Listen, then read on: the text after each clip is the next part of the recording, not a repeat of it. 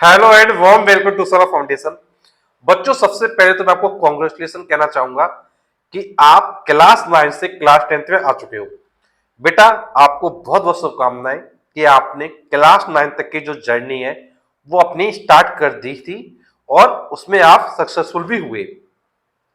बेटा, अब आपकी लाइफ की जो पहली सीढ़ी है वो आ रही है, जो है क्लास 10th, जिसका बेटा जो रिकॉर्ड होगा वो आपका लाइफ टाइम काम आने वाला है। जब भी आप नेक्स्ट क्लास में जाएंगे, 12th में जाएंगे, जब आप ग्रेजुएशन करेंगे, तो बेटा 10th की मार्कशीट आपको पता है कि देखी जाती है। तो बेटा, जो ये हमारी पहली सीढ़ी है, इस पहली सीढ़ी पर आप क्या है, चढ़ना स्टार्ट कर दिया आपने।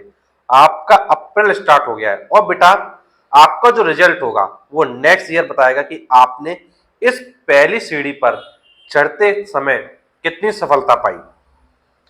तो बेटा, इंपॉर्टेंट आपके लिए यह है कि जो पहली सीढ़ी है, जब आप इस पर चढ़ने के लिए स्टार्ट कर रहे हो तो आपको पता हो कि कौन कौन चीजें हैं जिनको आप गलत करोगे तो फिर आपका रिजल्ट क्या है, बिगड़ जाएगा। तो बेटा, अगर हम उन चीजों को समझ लें तो हमारा जो रिजल्ट होगा वो अच्छा जरूर आएगा। तो चलिए बच्चों, स्टार्ट करते हैं। तो देखो बच्चों, सबसे पहली बात आती है कि रिजल्ट क्यों बिगड़ता है। तो बेटा, रिजल्ट बिगड़ता है, सबसे पहली चीज होती है कि आप जो पढ़ते हैं वो सिलेबस के अकॉर्डिंग नहीं पढ़ते हैं। आप क्या करते हैं, बुक उठाते हैं, जो भी लिखा है वो पढ़ना स्टार्ट कर देते हैं।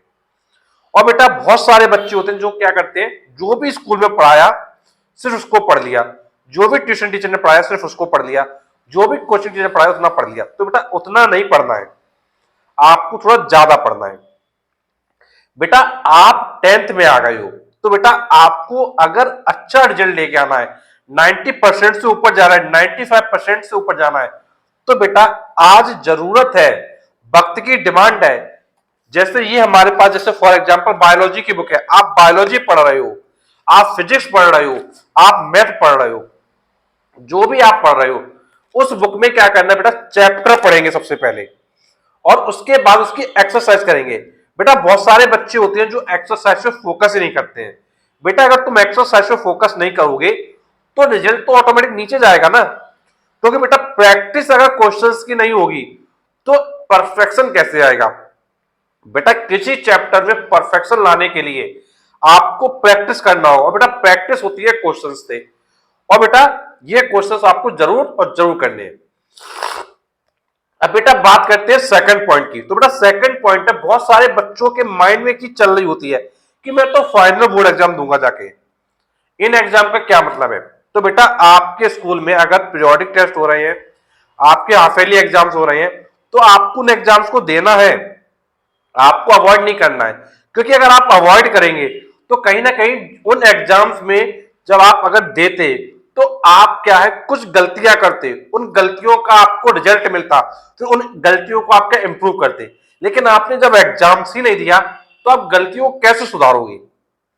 तो गलती तभी सुधर सकती है जब हमको पता हो कि हमने गलती क्या की, और जब आप एग्जाम देंगे तो आपको गलतियां पता चलेगी। अब बेटा, ये गलती आपको बिल्कुल भी नहीं करना है, ये ध्यान रखना अच्छे से। अगर बेटा मैं आपसे तीसरे पॉइंट की बात करूं तो बेटा बहुत सारे बच्चे क्या करते हैं, एक सब्जेक्ट की मल्टीपल बुक पढ़ते हैं।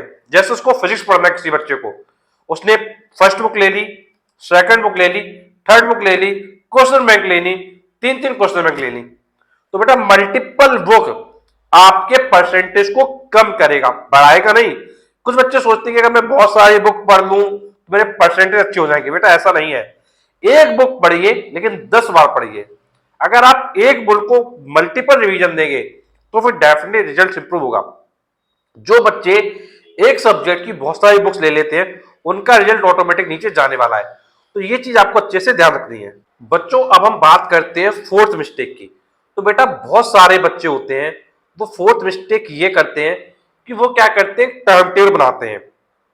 बेटा टाइम टेबल तो बन गया, अच्छी बात है, लेकिन बेटा आप अगर बहुत हेक्टिक टाइम टेबल बनाओगे, जैसे कुछ बच्चे क्या करते हैं, स्कूल का पहले आप उनको पता है कि भाई 7:30 से 2:30 स्कूल रहने वाला है। अब वो क्या करेंगे, 3:30 से 4:30 ये सब्जेक्ट पढ़ना है, 4:30 से 5:30 ये पढ़ना है, फिर फिर 5:30 6:30 ये पढ़ना है, 6:30 7:30 ये पढ़ना है, 7:30 8:30 ये पढ़ना है। बेटा वो क्या है, बिल्कुल गैप ही नहीं देते हैं, वो अपने टाइम टेबल को हैक्टिक कर लेते हैं। बेटा अगर हैक्टिक करोगे पढ़ने में मन नहीं लगेगा। बेटा इंसान हो, मशीन नहीं।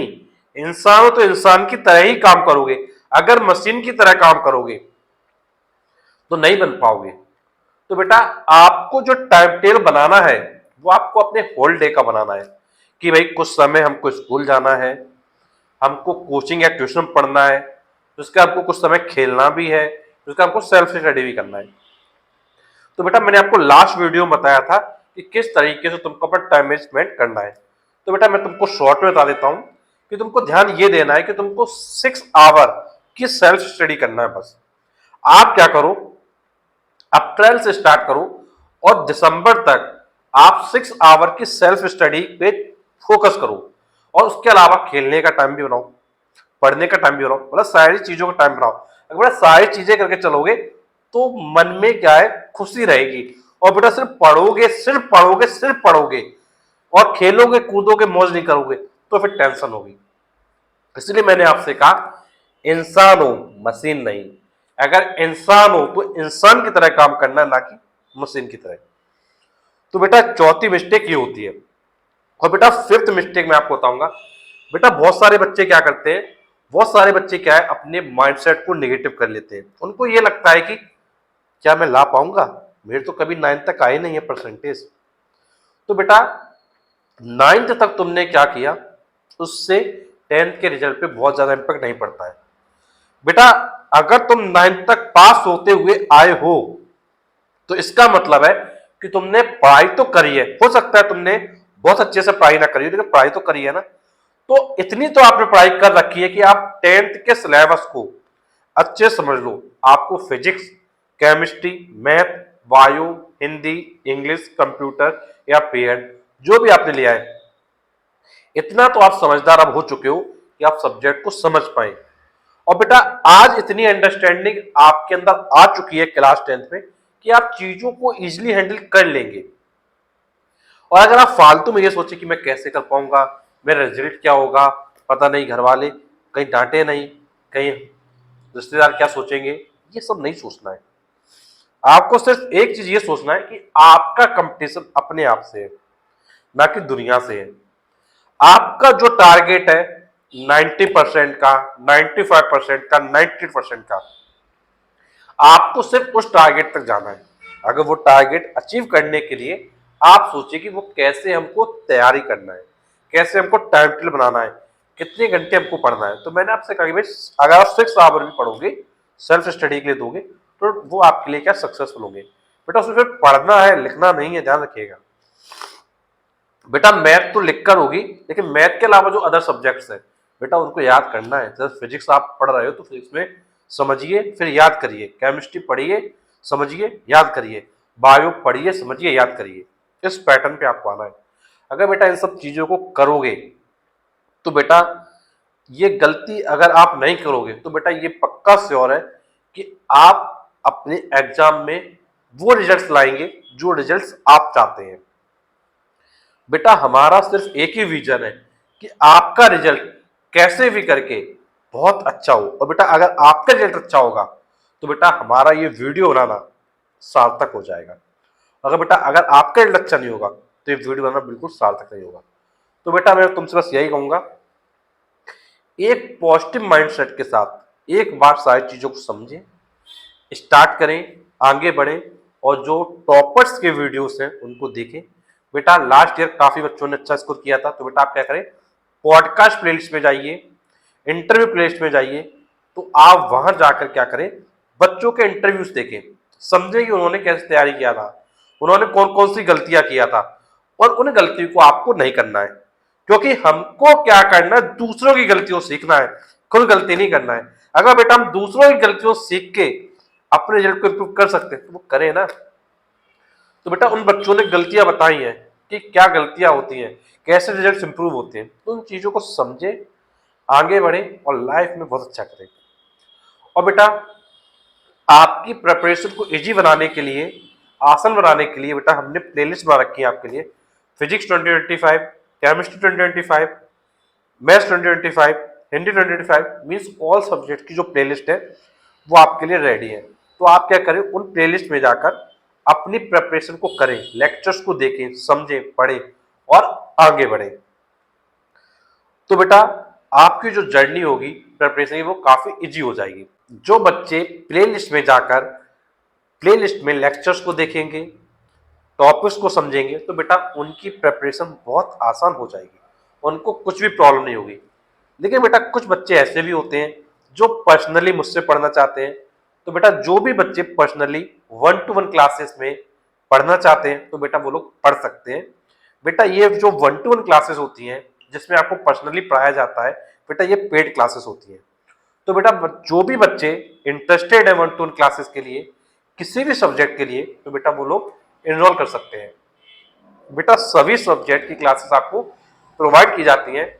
अगर आप 1-to-1 क्लासेस के लिए एनरोल करना चाहते हैं तो बेटा आप कांटेक्ट कर सकते हैं हमारे कांटेक्ट नंबर 8318558856 पर। बेटा एक फिर से नोट कर लीजिए, कांटेक्ट नंबर है बेटा हमारा 8318558856। बेटा इस नंबर पे आप कांटेक्ट करके क्या कर सकते हैं, क्लासेस वगैरह क्या है 1-to-1 ज्वाइन कर सकते हैं।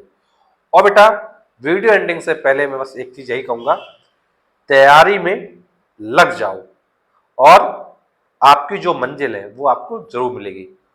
और बेटा अगर आज का हमारा वीडियो अच्छा लगा है तो प्लीज वीडियो को लाइक करें, चैनल को सब्सक्राइब करें, क्योंकि हम आपके लिए और भी ऐसे वीडियोस लाएंगे। And thanks for watching this video.